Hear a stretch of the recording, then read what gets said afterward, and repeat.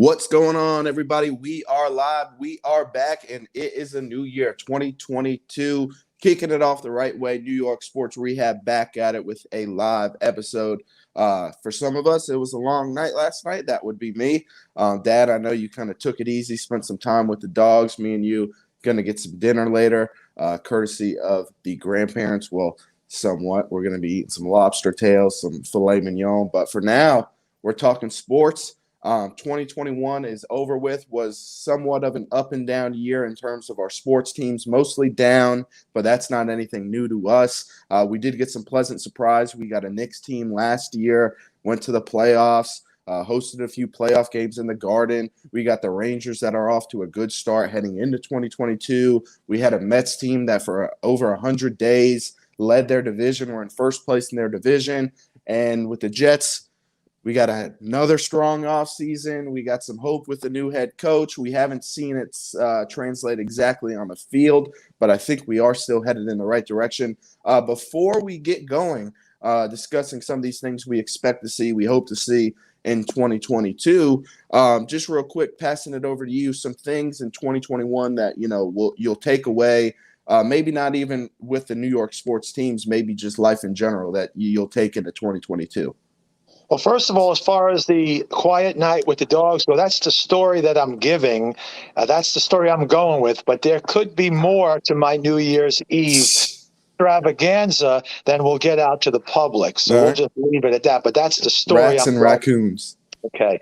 As far as takebacks from last year, and it really goes back to, the pandemic, I think, number one, the importance that fans play in sports from viewership. And you talk to even pro athletes, and they talk about how hard it was to perform and play and get up for these games with empty stadiums. We saw that both as a fan and as an athlete and a player as well. So I think there may be a newfound appreciation for fans to some degree, number one. Number two, we saw how that impacted the teams in general. We still see it. Teams are continuously losing players. You have to be much more flexible. Roster-wise, you need so many more players, and the NFL is a perfect example of that. You have practice squads that are now up to 16. You've got players being signed off the street that haven't played all year and are starting right off the bat like the Jets did last week with their two new safeties.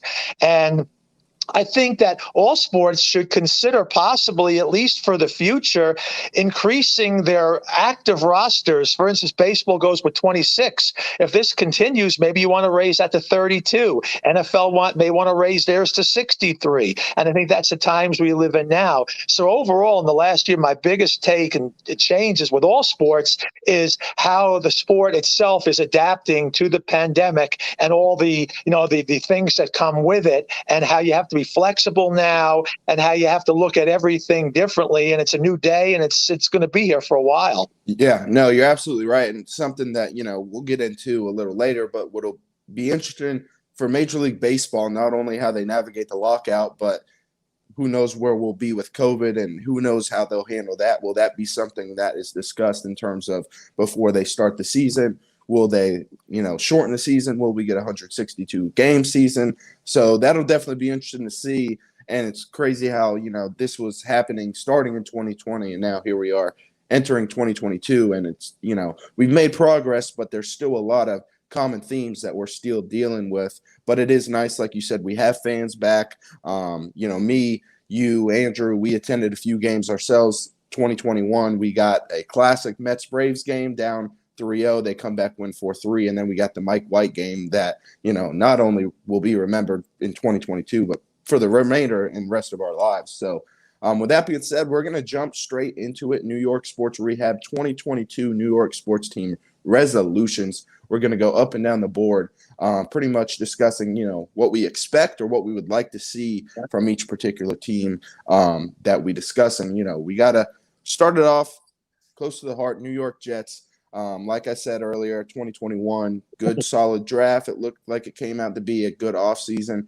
Been littered with injuries, been littered with controversy, whether it's quarterback earlier in the season, whether it's injuries, whether it's the defensive coordinator, this, that, and the third. We just had Robert Saleh, our head coach, miss an entire week because of COVID. They get the win. But in 2022, there's going to be, I'd say, raised expectation levels. Even though this team only has 4 wins right now, there's got to be raised expectations levels, not only from a point of, on the field, but I'd say general management, Joe Douglas, some of his decisions with the, plethora of draft picks we have, and some personnel decisions from older guys or younger guys. You got guys like Braxton Berrios hitting free agency, and then you got your Tevin Colemans, LaMarcus Joyners. What is going to happen to them? Are they going to come back? Are they going to kind of round out this young roster next year, or do we go in a different direction? So with that being said, Dad, I'm going to pass it to you. New York Jets 2022 New Year's resolution. I'll give you my Jets and Mets for the sake of time, because we're going to be doing the Knicks, the Nets. Starting with the Jets first, in a nutshell, and you kind of hit on it as far as greater expectations. If I'm the Jets, my New Year's resolution is that next year at this time, the Jets are playing meaningful football games. That doesn't have to mean that you're going to make the playoffs or win the Super Bowl next year, but come early December, the Jets need to be 6-6, 6-7, 7-6. It'll be year 12 of the rebuild. No more, well, we won 3 or 4 games and we're progressing. So next year, we want to see meaningful games in December. We want to be watching games saying, hey, if the Jets win today, they're only a half game out of the last playoff spot. Hey, if the Jets win today, they're tied for the last playoff spot. So meaningful games with playoff implications come December. They show that screen sometimes with all the different playoff teams, the ones that are in, the ones that are slightly out, and the ones that are in the hunt all the way to the right column. The Jets need to be at least in the hunt column next year in December. 6-6, 7-6, 6-7. I don't think that's too much to ask for. So next year, if I'm the Jets, that's my New Year's resolution there. As far as the Mets go, it's more about professionalism, improving the professionalism of upper management. It looks like they've done that with their manager now in Buck Showalter. It's still yet to be seen what our new general manager, is going to bring. But we've been through Jared Porter and the accusations that were made against him as far as the sexual inappropriateness or his text messages towards other employees, whatever the case may be. We had him. He was fired. He was replaced by Zach Scott, who was terminated. He was caught DWI in White Plains in his car, sleeping on the road. This is our general manager. So hopefully Billy Epler, who hasn't had a great run as far as general manager of the Angels is concerned, at the very least is going to bring professionalism. We're still looking for that elusive president of baseball operations. Hopefully we'll get one of those soon. And as far as our ownership goes, we know that Stevie Cohen is definitely going to spend more money than the Wilpons did, and he definitely has more of an urgency of winning. But as far as the professionalism side goes, that's still yet to be determined. He does a lot of tweeting and putting things out there that maybe he shouldn't sometimes as an owner. He likes to bait the fans a little bit. So I don't know how that kind of equates as far as improving the overall professionalism. But at the end of the day, as far as the Mets go, their New Year's resolution should be from ownership down to all levels of upper management to have a professionally run organization. No more circus, no more clown show, no more accusations, no more arrests, no more Mickey Callaways, no more raccoons in the tunnel, no more thumbs up, thumbs down. It's got to be a professionally run organization from top to bottom. Yeah, no, I agree. I think you hit the nail on the head. And, I'm going to kind of go more at a micro level, and I hate to pick, at a player in particular, but I'm going to start with the Mets and then I'll give my Jets because I think we both kind of are on the same page in terms of the Jets. But for the Mets, 2022 is the start of this mega contract that we gave Francisco Lindor this past year. And like I said, obviously, you pick up Scherzer, you got Buck Showalter, you made some moves in free agency, and I agree with you in terms of the professionalism sense. But in 2022, in order for this Mets team to be competitive like we expect them to be, World Series contenders, I look exactly at a guy like Francisco Lindor. He hit 230 last year. He had 63 RBIs, 20 home runs. I mean, we're paying this guy, what, $343 million over the course of the next 10 years. This is a guy, and the money now, he's getting the money now, starting this season. He's going to have to play at an MVP caliber level for this team to exceed expectations, which I think the expectations are already really high. The Braves just won a World Series. I still think the Mets are expected to go out, compete to win that division, and then compete in the playoffs for a World Series. So I can't, if you're telling me Lindor's going to hit 230, 20 home runs, and drive in 70 RBIs, I'm not too optimistic about the Mets' chances long term. I need to see 260, 270. The 20 home runs, I think we got 10 of them in the last month and a half of the season, practically when it didn't matter anymore. So for my Mets New Year's resolution, I need to see Francisco Lindor produce at that $340 million level that we're paying him to be. I think he brings a lot to the team outside of statistical value. I think he brings in an energy, rambunctiousness, almost in a healthy way. Obviously, we saw the Rat and Raccoon and how that played out. But I think if we get a group of guys together that are all competitive, all on the same page of where this team is heading, and less worried about friendships, that we'll see some momentum kicked up. I'm not saying that we are going to win a World Series this year. It is going to be a bit awkward because you got the lockout, you got a new head coach or a new manager, you got a lot of new faces. Max Scherzer joining in. Obviously, he's out in there for 3 years, but I think the first, especially this coming up year and maybe the next, are going to be the two most valuable years of that contract. And we need to see something now from Francisco Lindor to where he gives us hope that this isn't another Jason Bay situation. This isn't another, where we look back in 5-10 years. I can't believe we gave that guy that much money. So I definitely think, however Francisco Lindor goes in 2022 has a large portion of how the Mets are going to go as well. Jets, keep it real simple. Like you said, raised expectations this offseason.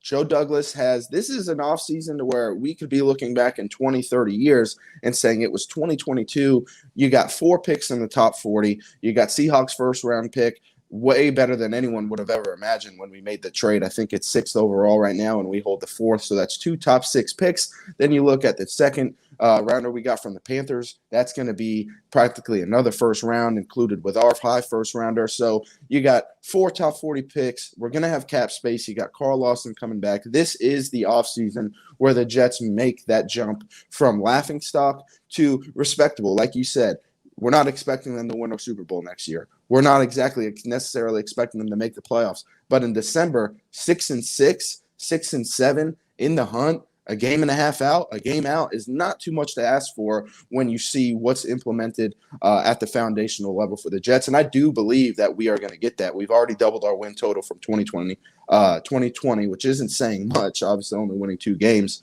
But this team, obviously, got the Buccaneers and got the Bills. You have a chance to kind of play spoiler these last 2 weeks of, seeding expectations or even the playoffs. The Bills could theoretically get knocked out of the playoffs if they don't take care of business. So 2022 for the Mets is all about, like you said, professionalism, getting going and getting this team where they're expected to be. And then for the Jets, it's about ramping up that level of expectation. No more rebuilding. Go win some games. Play to win. Let's try to stay healthy, and let's make 2022 a year of winning or expecting to win rather than rooting for a high draft pick or who are we going to take this year or who are we going to take. If we lose this game, where are we going to be picking?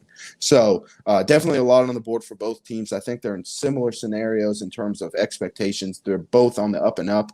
And then, we start talking about the Knicks. We'll jump into the Knicks. Obviously, so far disappointing.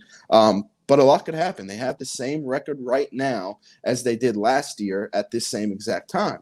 And we obviously saw how that went. So, Dad, I'll pass it to you. 2022 New York Knicks New Year's resolution.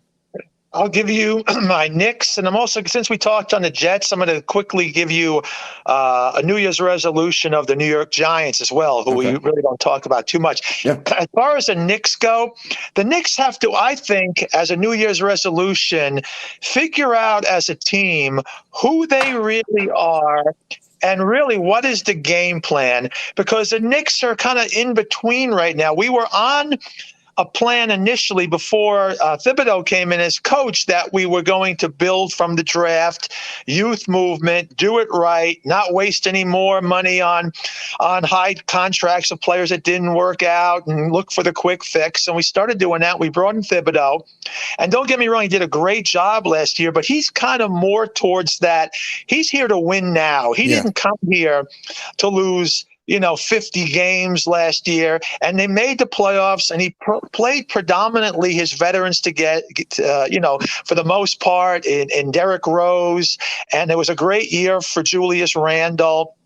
And the draft picks quickly and Toppin probably weren't getting more than 9 minutes a game. And they're getting a little bit more this year, but we're kind of like tweeners right now. We've taken a step back. I don't think the young players got a chance to develop as much as they could have if they had played more last year. And now the older veterans aren't playing as well, or they're injured, and we're taking that step back. So where are we going? Thibodeau was great as far as bringing some instant credibility to the Garden and to the team.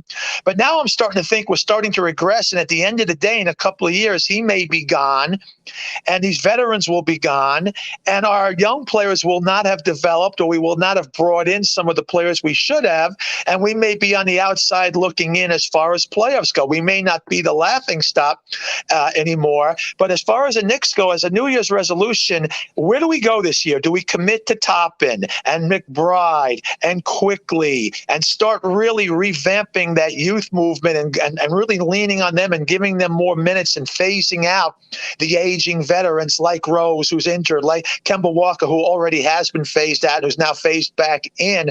What are we? Are we the veteran team looking to win a championship now, or are we the young team looking to develop properly? Because right now we're right in the middle, and we're taking a step back, and it doesn't look like it's working. Right now we're on the fringes of not even making the playoffs, and where are we as far as developing young players? So that's what I got with the Knicks. What is basically your identity, and where do you go with it from there?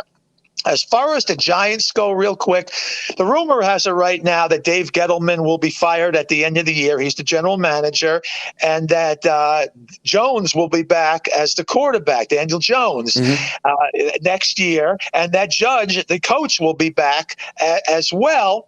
And as a New Year's resolution, I would rethink that. And now with Jones, I think it's more a matter of there's just not a good quarterback class coming out this year in the draft. Now, somehow you can get a Russell Wilson or someone along those lines in a trade or whatever, that's a pipe dream, then great. So otherwise, I can understand why you may have to stick with Jones for one more year. He's kind of almost identical to what Sam Darnold was at this time, and the Jets would have stuck with Darnold if there weren't the options available that there were. So I can understand that.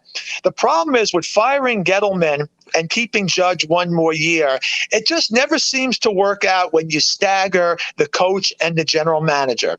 So you're going to bring in a new general manager with a lame duck coach right now that's really got one more year to prove it, who's not really the guy that this new general manager probably would have hired. And then after 1 year, if it doesn't work out, he gets fired, and then your new general manager gets to bring in the next guy as well. So you may want to rethink that and either give Gettleman one more year or fire Judge as well. And I'm a firm believer that the general manager and the coach are joined at the hip. And every time you can look back to Rex and Idzik and Tannenbaum and McCagnon, and it was staggered until now, and I think we're going in the right direction. So if I'm the Giants, I'm looking at it as a New Year's resolution, maybe rethinking that strategy and keeping them both one more year or getting rid of them both right now. Yeah, no, I agree with you. It sounds very Jets-esque, which is not a good thing for the New York Giants, I'd have to say. I'm going to touch on them real quick as well. Judge, if I'm the New York Giants, I'm with you in the sense of it's either both of them or neither of them. But Daniel Jones, I think he has potential to be a guy that, stays in the league. I'm not sure if he's a starting caliber or top level starting caliber, but if you can get a guy like Russell Wilson to come to New York, I think that's a no-brainer. You got guys like Kenny Golladay. I want to say they paid him $81 million, hasn't caught a touchdown pass this year. They drafted Kadarius Toney. I think he's one of the most dangerous weapons in the league with his speed and his quickness. It's been controversial how many touches he's getting, where does he fit in the game plan. So I'm with you. I think you go both or you go none.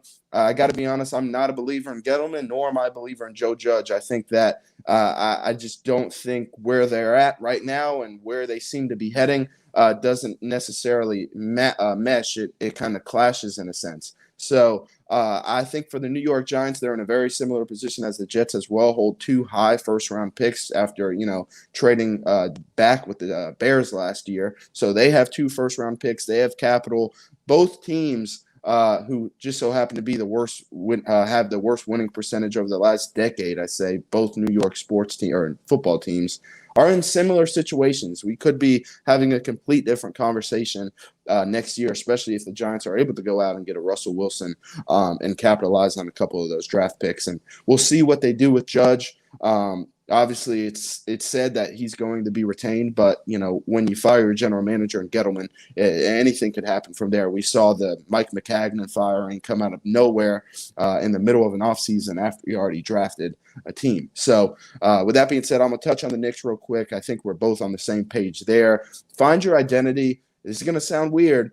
The 2022 Knicks probably need to be a little bit more like the 2021 Knicks if they're going to be competitive, if they're going to make a playoff run, if they're going to give us anything like they gave us last year. I think they're going to need to get back on track.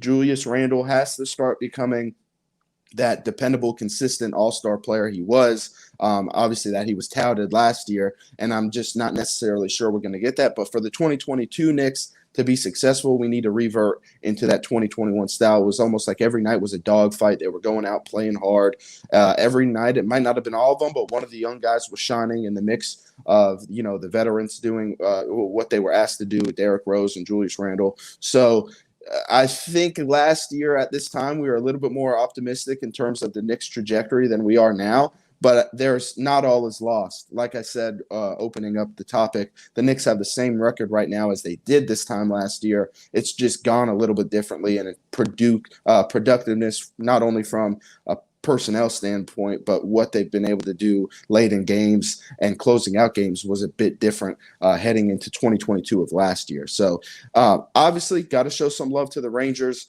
I know you've been watching them a lot this season. They're, I think surpassing any expectation we had of them going into not only 2021, but as we head into 2022. So give us your thoughts there. Obviously, we can touch on the Nets a little bit too. I think there's one glaring elephant in the room when it comes to the Nets about what to expect or what you would hope to see for them. Right. But let's hear your New York Rangers 2022 I'll give resolution. you my Rangers. I'll give you my Nets. And then after you go, we'll come up and I think we'll finish it with the New York Yankees because we got to get some Yankee love as well. Starting with the Rangers, the New Year's resolution has got to be right now that they make the playoffs. And right now they are in, they are right there.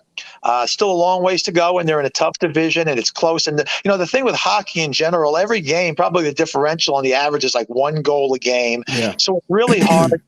To predict the difference between the best team in the NHL and the worst team in the NHL is probably like 1.5 goals a game differential in a game. So it's so close. But as a Ranger fan, and if I am in Ranger, if I'm in the upper management, the goal is, and the New Year's resolution is to make the playoffs and win around this year. A couple of years ago, they made the playoffs in that lengthened season, the pandemic season, and they were eliminated in 3 games and they weren't competitive. And they need to make the playoffs and either win around or take a good team to 7 games in a battle and at least, be on the fringes of winning that round this year. Yeah. They're a young team, so they are there. It's not a matter of getting competitive or being respectable or playing meaningful games. They're already doing that. They need to make the playoffs this year and they need to win around. Now, anything over that would be gravy. I would love to see them in the Stanley Cup Finals this year or in the conference finals, but I think that's still a little unrealistic. I think there are teams out there that are deeper than them, that are better than them right now, but make the playoffs. Also, as a resolution, they need to make some moves before the trading deadline. They're a team that will benefit. They're ready to win right now to some degree. I don't want them to mortgage the future, completely, but if they can bring in a veteran or 2 down the stretch, even if it's just a rental for this year, to help them achieve that goal of winning a playoff round, they should do that. As far as flaws with the Rangers go, the only thing, and it's kind of flown under the radar because it's hockey and a lot of people don't pay attention to hockey, the Rangers haven't really done that great in those big first-round top picks over the last several years. And had those guys panned out to be what we thought they would be, I think the Rangers would be farther along. And that's not to give up on some of these guys, but so far, Lafreniere, who was touted as the next, great player, the next Gretzky, he's not bad. He's been, I'd say, a notch above okay. He's somewhere between okay and good. But for the number one overall pick in the draft and highly regarded as he is, he hasn't lived up to those expectations yet, but he's very young. Yeah. Capo Caco's another guy. He was picked 9th overall a couple of years ago, and I would say he's also probably more towards the okay and not towards the good. He's been showing signs lately of playing better, but that was a number 9 overall pick of the first round as well. You got 2 other first rounders that were picked in the top 10 that are no longer on the Rangers. Elias Anderson, who was traded away last year, and our, I think, 2019 pick, Vitaly Kravtsov, is back playing in Russia. So that's 4 lottery top 10 picks, 2 of which aren't on the team and 2 of which are playing okay. So in the future, the Rangers need to do a little better job also of doing a better job of those top number 1 picks as far as who they select. Yeah. So that's a lot there for the Rangers, but playoffs went around this year. Quickly with the Nets, I think that Thibodeau would be the perfect coach for the Nets. They're ready to win right now. They have that solid veteran presence. The Nets have to do whatever they can down the stretch to at least make the finals this year. They are in a win-now desperation mode. They've got the big 3 of Harden and Durant, and I guess at some point in time, the third member of that team is going to start playing again. I'm drawing a blank. Kyrie Irving, thank you. Yeah. He hasn't played in so long. I forgot his name. Yeah. If they don't win a championship or at least get to one, I'd say they got a window of maybe 2 more years. You're going to look back on it as a colossal bust that this team went out and got probably the best player in the NBA in Durant, and 2 others that are probably top 10 right there. And to this date right now, haven't won a playoff round. Yeah. So if I'm the Nets, I got to do as a New Year's resolution, whatever I need to get this team right for the playoffs, rested and healthy most of all. COVID, pandemic procedures, injuries, maintenance, whatever. All 3 of those guys and supporting cast need to be ready to go postseason and make a run at a championship. And in the next 2 years, either win one or go to the finals and take whoever you're playing deep. They have to win now, and they have to do whatever it takes to solidify and get their roster healthy in doing it now, because in 3 years from now, otherwise it'll be viewed as a complete bust. Yeah. No, I agree, and it's obvious for me what the Nets need, and that's they need Kyrie Irving, and I don't know what is going to happen. Excuse me, in the future. But is he going to get vaccinated? I doubt it. Is the league going to change its stance on the rules in New York City? I doubt it. But something's going to have to happen eventually. That, or he's either not going to play, and that I think is going to be the telltale or how this team, how this dynasty of the big 3 is going to go. I guess you could call it the big 2.5, because I guess Kyrie's going to be able to join the team and play only in states or arenas where they do not require you to be vaccinated. So that'll be an interesting thing to see. They're going to go as Kyrie goes. I hate to say it, the NBA's changed so much. Kevin Durant is probably the best player in the league right now, but is that enough to win 3 playoff series, including NBA Finals, when you have guys in the East like Giannis Antetokounmpo, and then you talk about the West, who knows who they're going to get, whether it's the Warriors, the Suns. I think there's about 4 to 5 teams in the West that could stack up and be the number 1 team in the East right now. So you're going to need Kyrie Irving. It'll be very interesting if they have home court advantage. Kyrie Irving's not allowed to play in New York City. Game 7 in New York, in Brooklyn.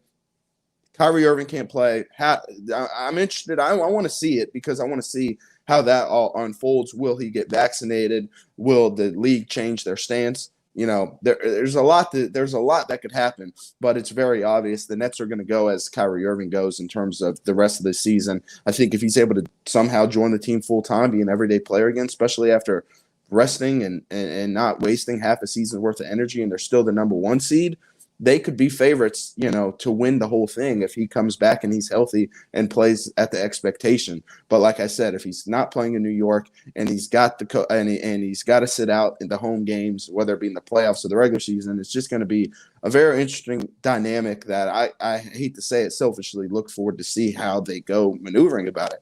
So that's my thoughts on the Nets. The Rangers, I'm with you. Make the playoffs. They're a bit ahead of schedule. So, we can't necessarily, expect them to make the Stanley Cup Finals or to compete for a Stanley Cup Finals, but we can expect them to make the playoffs, finish the season strong, finish what they started, and I would love to see them win a round or two. I think playoff hockey in the Garden, I know we've already talked about it. If there is playoff hockey in Madison Square Garden, we're planning on being there. That is something that I know I haven't experienced, and I don't think you've experienced. We both went to our first hockey game this year in October, so it definitely would be something to look forward to.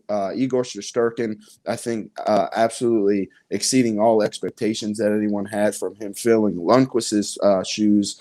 So that's obviously something that, moving forward is very optimistic. You talked about the young guys, Lafreniere, Kakko, definitely expected more, especially from Lafreniere. You win the lottery to get that number one pick. He's the next Gretzky so far. You see the potential. You see that there is something there. He's still very young, obviously, but something's going to happen rather soon in his development of game to if he's going to be that next Gretzky, that next great New York hockey guy, or what he's expected to be or what he's been hoped to be. So last team that we'll touch on, the New York Yankees. The crosstown rivals. I'll never forget 2021. 27 championships. Yeah, 27 championships, except I don't think they've won since 2007 now. So, and the Mets went to one in 2015. Did the Yankees go to the World Series the year after, or No, they were made it to the ALCS. ALCS? Yeah, that's what I thought.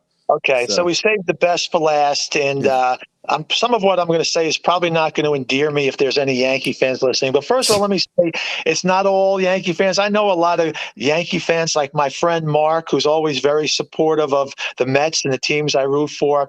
But there's other Yankee fans, and part of my New Year's resolution for the Yankee fans is, why are you so consumed with what the Mets do all the time? You've won so many championships, and you let us know of all your rings and your storied franchise history, but it seems like you're always worried about the Mets, and it really upsets you when Met fans are happy or the Mets are winning, and you're the first to tell us to calm down. Why are you celebrating? Big deal. I'm being polite about it.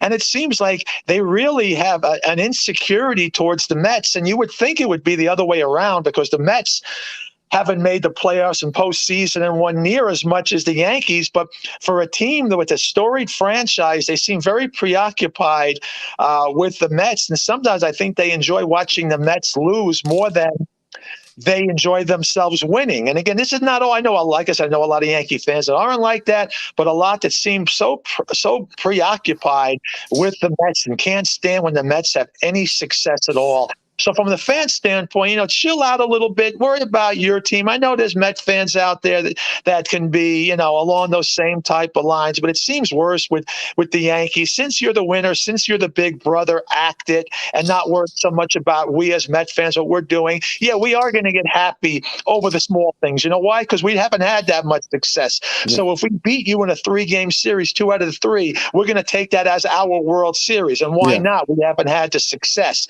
Don't get so upset over it. Worry about your own team and not worry about ours so much.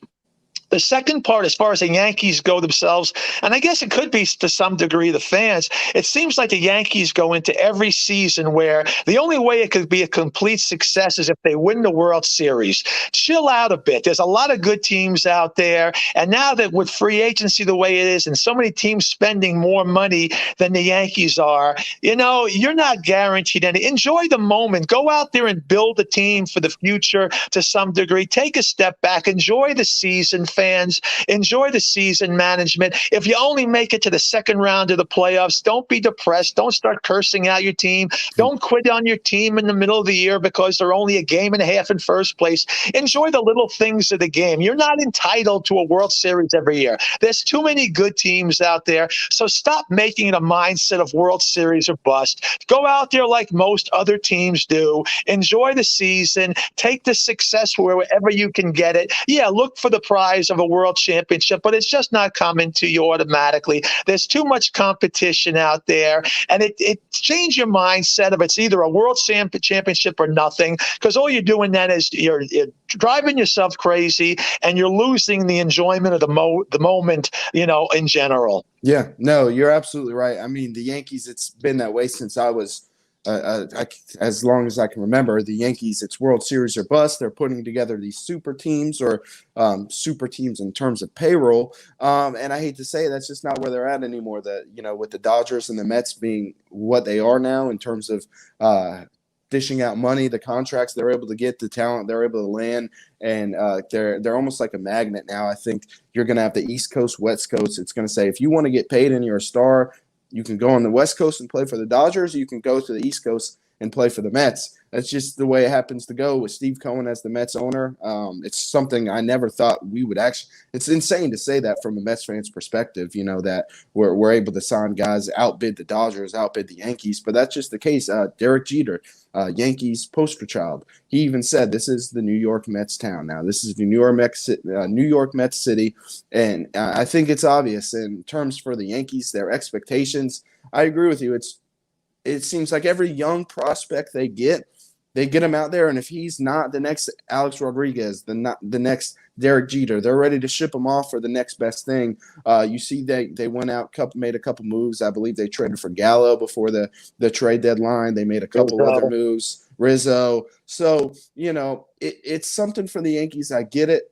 I get the past, and I get the expectations. If anything, I would love for the Mets and 30 years from now, where we go into every season expecting a world championship? I don't know about 30 years, now I'll be 93, so either I'll be in a nursing home or who knows. Well, you never know. If they're in 30 years, if the Mets have 6-7 world championships over the next 30 years, I'd call it a success. I'd call it, the span, because who knows with Cohen, obviously he's not 20 years old, so he can only own the team for so long. But hopefully there is in a long term, whoever's next in line. But long story short, for the Yankees, their expectations for this year, I would say, obviously you're going to have that World Series or bust mentality, but you kind of got to be realistic of where you are, where the league is now, and you signed a guy, Garrett Cole, and now he's, hate to rub it in, but the third best pitcher in New York behind Scherzer and DeGrom. Take a step back, Yankee fans, and let's let the New York Mets take their rightful share for the throne. Might not be so endearing, but I think it's time. The torch has been passed, and as they say in the Game of Thrones, bend the knee, Yankee. Yeah, bend thy knee. The King of the North is in Queens from now on. So gotta love it. You gotta believe from a Mets perspective. Obviously, from you see it a lot of times on social media. You're a fan of one team. You're the fan of the Jets. You hate the Giants. You're a fan of the Giants. You hate the Jets. Vice versa. We've never really been that way. In fact, if I see a New York sports team playing in the playoffs or most of the time, I'm gonna, I'm not a Yankee hater. I'm not a Giants hater. But at the same time, in respect to the Mets, I truly do believe that, it sounds joking, but I do think the time has come. The passing of the torch is here, not only from a money standpoint, but the players I think are going to want to come to New York and play for New York and win in New York. I do think when we finally get to that point where a championship is brought back to Queens, you're going to see how special that is, and the players are going to be geared up to want to win in New York, win in Queens in particular. So that's going to wrap it up. I think we touched on every New York sports team and their resolution. I think they're all realistic expectations, and I think they're all potentially, we could see happen. I think definitely the Giants and the Jets in particular, along with the Knicks, I'd say those three teams have the most ahead of them in terms of where they could go, but a lot could happen. As we mentioned with the Nets, a lot could happen just in the next 6 months. So 2022 will be a very interesting year. Bunch of different dynamics you have to take into consideration for every single team. So before we get out of here, Dad, you got any final, thoughts, statements, words, in couple of general for 2022?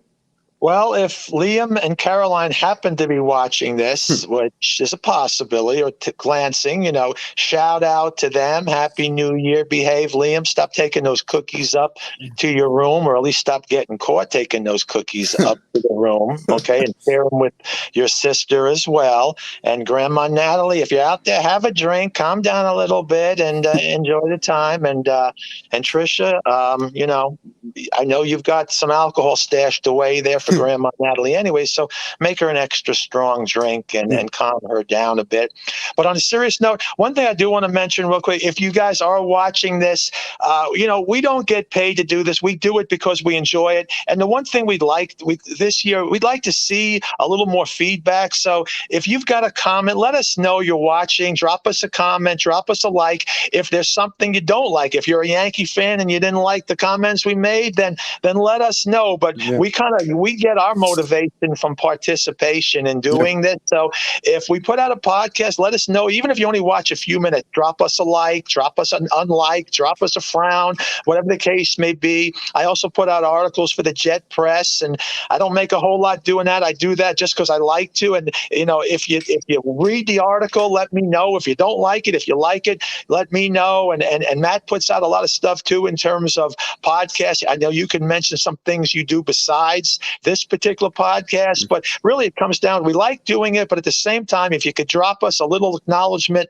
letting us know you're watching, that would be greatly appreciated. Yeah, absolutely. So, 2022, new year, new content coming. Hopefully we have more positive content coming in 2022. I know the first half of 2021 started off great. We had the Jets off season. We had the Mets red hot. It was up and up. And then I think around that time we went to Atlanta for that Mets game is when things kind of started slowly going down. But here we are heading into 2022, high expectations. I have, high expectations for this year personally and my personal endeavors and what I want to do. So everybody, let's make it a great year.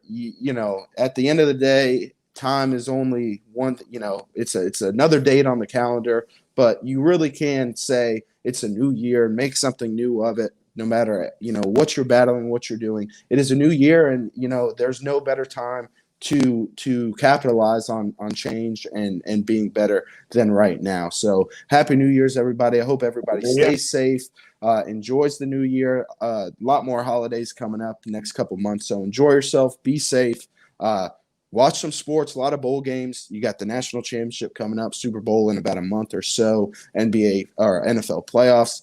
A lot going on, a lot to enjoy, and a lot to be happy about. So, guys, stay safe. Happy New Year. Let's make 2022 better than 2021.